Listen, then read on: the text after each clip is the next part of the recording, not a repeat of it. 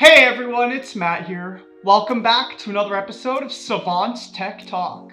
Due to their decentralized infrastructure, cryptocurrencies require their own means of confirming transactions, which also means that they lack the centralized oversight of traditional financial institutions. The term proof of stake refers to one of several means that can be used to verify a transaction. The proof of stake consensus mechanism was created to address some of the underlying issues of its predecessor, the proof of work consensus, which is still used by Bitcoin. It's a cryptocurrency consensus mechanism used for transactional processing and is utilized for the creation of new blocks within blockchain. It's responsible for the validation of entries within the distributed database that's known as a blockchain, and it maintains the security of the network. In other words, proof of stake aims to do the same thing as its predecessor, but with the added benefit of low energy consumption. Energy consumption has been a major criticism of the proof of work consensus mechanism that's used by popular cryptocurrencies like Bitcoin and Ethereum. The amount of energy consumed by these major cryptocurrencies is a must if they want to maintain network security. For example, security management and decentralization take up an energy output of a whopping 73.2 terawatts an hour annually on Ethereum. And this energy consumption is the equivalent to that of a medium-sized country like Austria. In today's video, we'll look at how proof of stake works, what it sets out to do, and the security of proof of stake. As always, if you find this topic interesting, then you can let us know by hitting that like button and subscribing to this channel for more videos. You can also let us know if you find it interesting by saying so in the comment section down below. Now let's jump into it.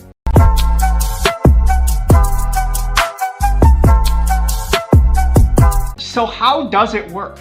As I mentioned, proof of stake consensus mechanisms have low energy consumption, and therefore the computational work required for the verification of blocks and transactions, or the work needed to keep the network secure, is significantly reduced. In comparison to proof of work, proof of stake changes the verification process for blocks quite a bit. It utilizes the devices of those who own the cryptocurrencies. Owners pledge their coins in exchange for the opportunity to validate blocks or transactions. So cryptocurrency owners who've staked their coins become validators. When cryptocurrency owners stake their coins, it means that those coins are locked. However, the holders can unstake their coins if they wish to sell them. Also, the blocks are mined or validated by validators who are chosen at random. Unlike proof of work, which uses a competition-based mechanism, proof of stake randomizes the process regarding which validators get to validate. There is a minimum amount that's required for cryptocurrency owners to stake in order to become validators. For example, users will have to stake a minimum of 32 Ether if they want to become validators on Ethereum.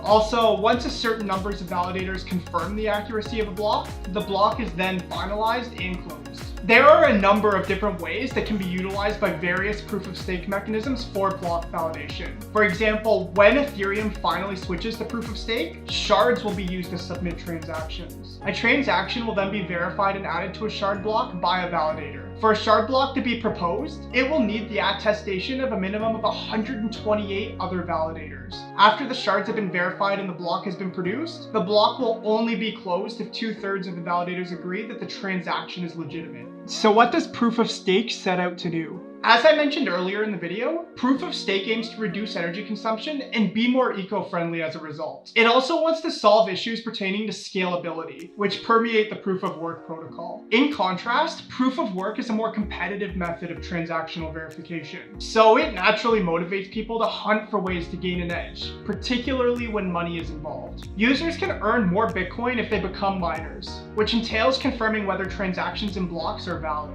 Nonetheless, they still have to use fiat currency to pay for their operating costs, like electricity and rent. This means that miners are essentially swapping energy for more Bitcoin. Market dynamics pertaining to pricing and profitability are directly impacted by the quantity of required energy which is used in mining Bitcoin. Proof of work mining consumes as much energy as a small nation, so there are environmental concerns to consider as well. With the proof of stake consensus mechanism, these problems can be substantially reduced. This is because it efficiently offers staking as a substitute for computational power. The mining ability of users is then made random by the network, so miners don't have to rely on vast farms of single-purpose gear to gain a competitive edge. So energy usage should drop dramatically as a result. Now let's look at proof of stake security. When proof of stake is utilized, the infamous 51% attack, which has long been portrayed as a danger to cryptocurrency enthusiasts, is a concern, although it's exceedingly improbable. A 51% attack occurs when someone owns 51% of a coin and utilizes that power to maliciously change the blockchain. In proof of stake, a group or individual would need to hold 51% of the stake coins to carry out such an attack.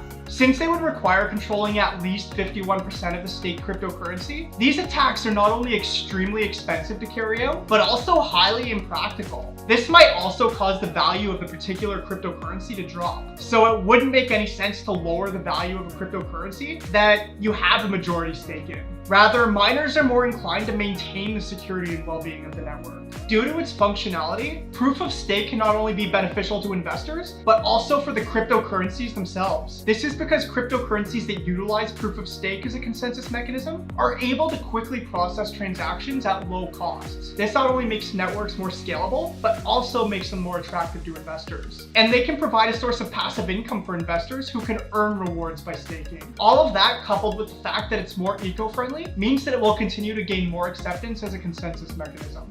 So there we have it, a look at the proof of stake consensus mechanism. Once again, if you found this video interesting or helpful, don't forget to let us know by hitting that like button and subscribing to this channel for more videos.